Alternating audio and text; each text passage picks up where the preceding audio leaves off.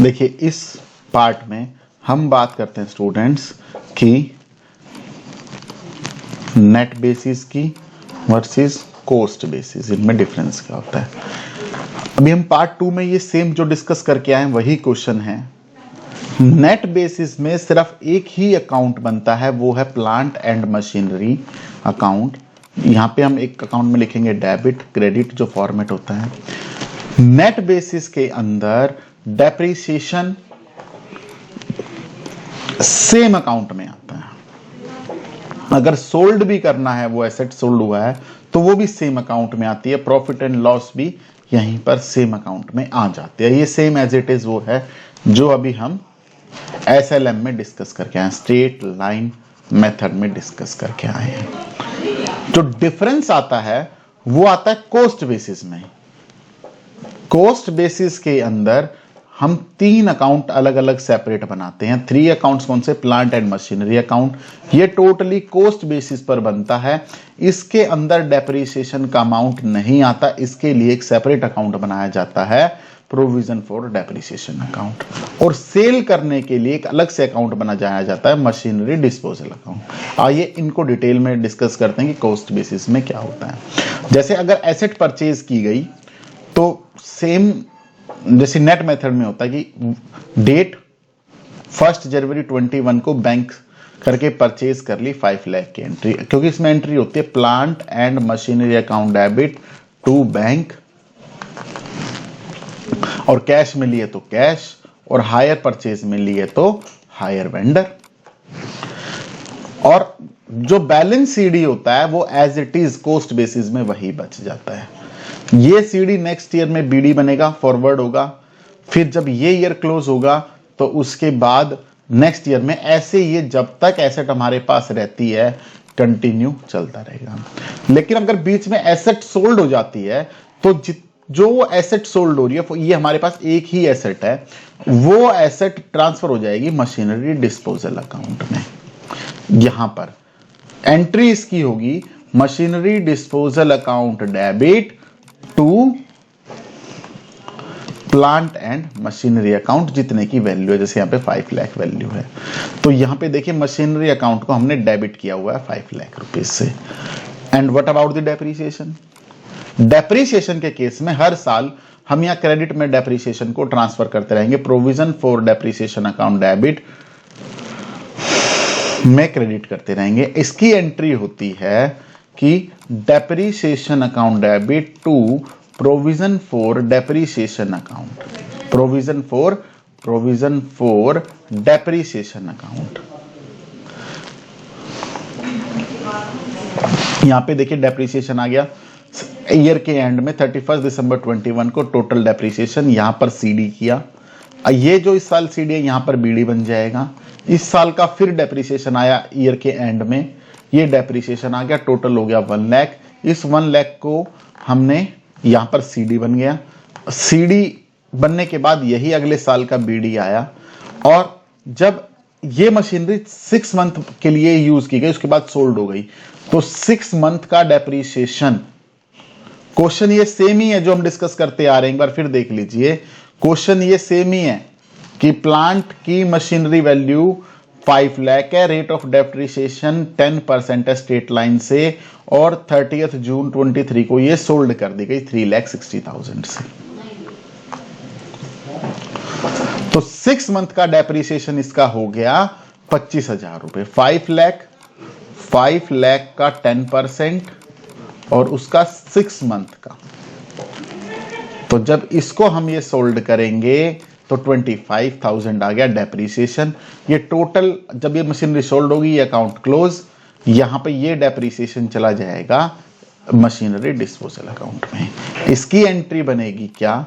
इसकी एंट्री बनेगी provision for depreciation account, provision for depreciation account debit to machinery disposal account. इतने से आ गया।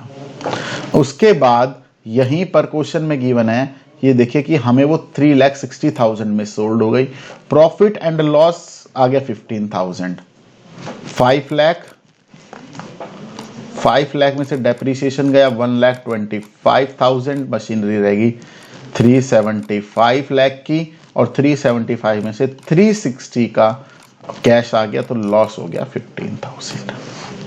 ये होता है कैश में।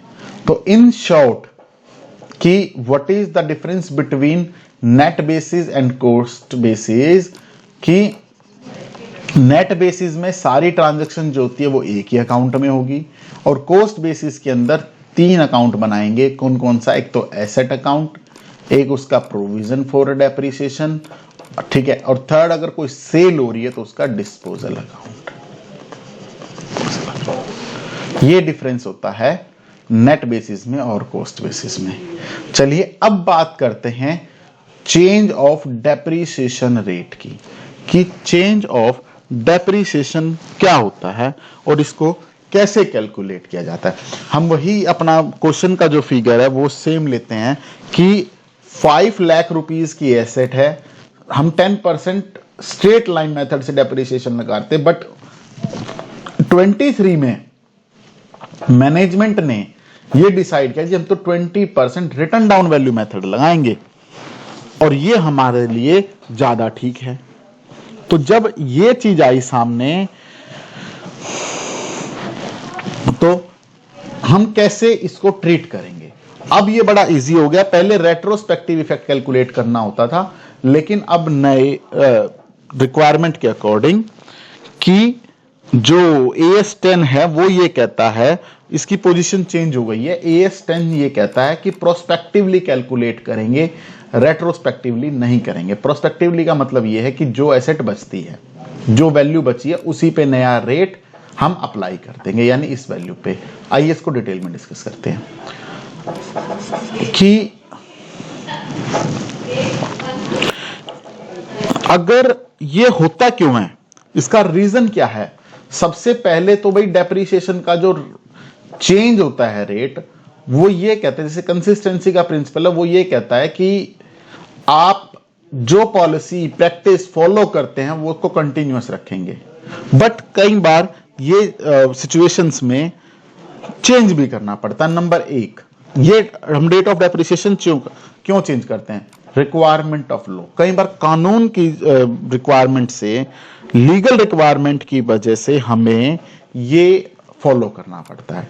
दूसरा इसका जो रीजन होता है वो नया अकाउंटिंग स्टैंडर्ड जब आ जाता है, अकाउंटिंग स्टैंडर्ड को फॉलो करने के लिए हमें भी डेप्रिसिएशन का ये रेट चेंज करना पड़ सकता है। या फिर हमें लगे कि जो फ्यूचर बेनिफिट्स हैं एसेट से, जो फ्यूचर बेनिफिट्स हैं वो हमारे चेंज हो रहे हैं, उसका पैटर्न चेंज हो रहा है, तब हमें ये करना पड़ जाता है।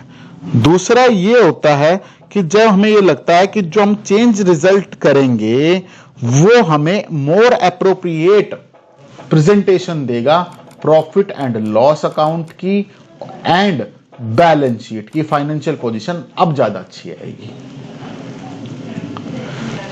इसलिए हम रेट ऑफ चेंज कर सकते हैं डेप्रिसिएशन का। तो अब ये देखिए कि सेम वही 5 लाख का 10% डेप्रिसिएशन आ गया, बैलेंस शीट भी बच गया 4,50,000, ये आगे BD हो गया, यहां पर बैलेंस ब्रॉट डाउन। उसके बाद फिर डेप्रिसिएशन लगा दिया। इन 23 में ये वैल्यू बच गई थी 4 लाख यहाँ गई।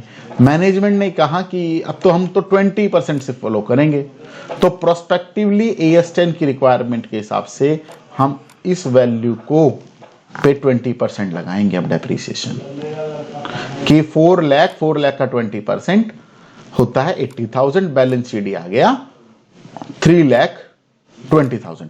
ये रेट ऑफ डेप्रिसिएशन इंक्रीज और डिक्रीज भी हो सकता है, मेथड भी चेंज हो सकता है और रेट भी चेंज हो सकता है।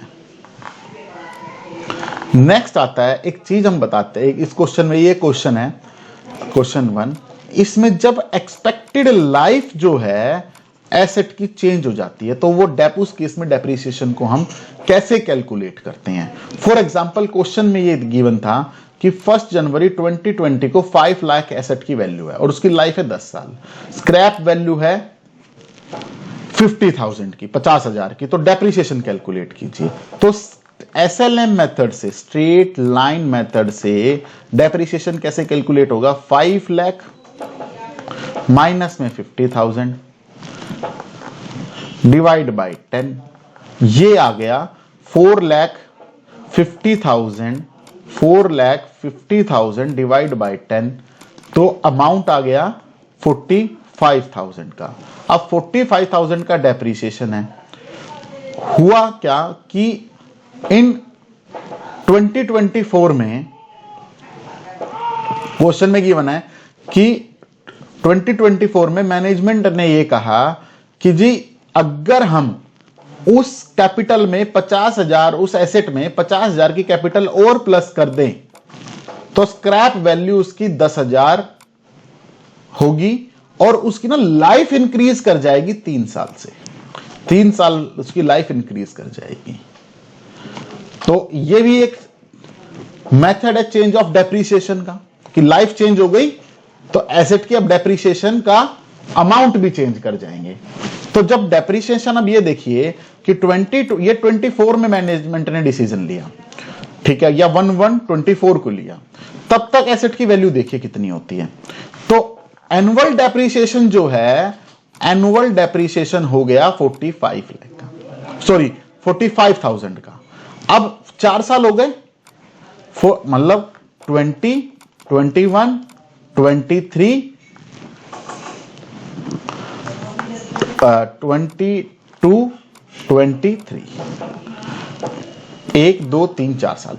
4 साल में टोटल हो गए 4 साल, टोटल डेप्रिसिएशन हो गया जी हमारा 1,80,000, यानी नेट वैल्यू जो उस एसेट की बची हुई थी वो 3,20,000 थी। अब 3,20,000 एसेट में वो कहता है क्वेश्चन में आंसर की 50,000 और ऐड कर दिए, यानी जो अकाउंट में यहां बैलेंस बीडी बचा हुआ था, बैलेंस बीडी बचा हुआ था 3,20,000, उसमें एक चीज बाय बैंक करके एक चीज और कर दी गई कि उसमें 50,000 की कैपिटल और ऐड कर दी गई, यानी जो एसेट थी वो अब एसेट की कॉस्ट हो गई 3,70,000।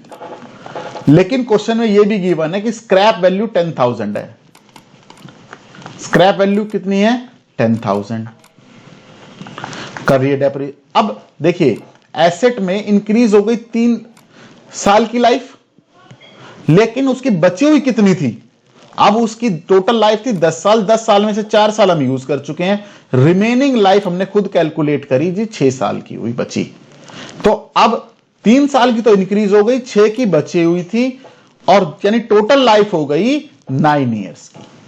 अब कर दीजिए depreciation calculate. Depreciation is equal to 3,70,000 minus में 10,000 डिवाइड बाय 9, और ये हो गया 3,60,000 डिवाइड बाय 9। इसको जब आप कट करेंगे तो ये आ गया डेप्रिसिएशन का अमाउंट 40,000। एक केस ये भी हो सकता है कि जब लाइफ चेंज हो रही है एसेट की, तो ये है डेप्रिसिएशन का चेंज का तरीका, कि डेप्रिसिएशन चेंज होता है तो उसको कैसे कैलकुलेट करने हैं।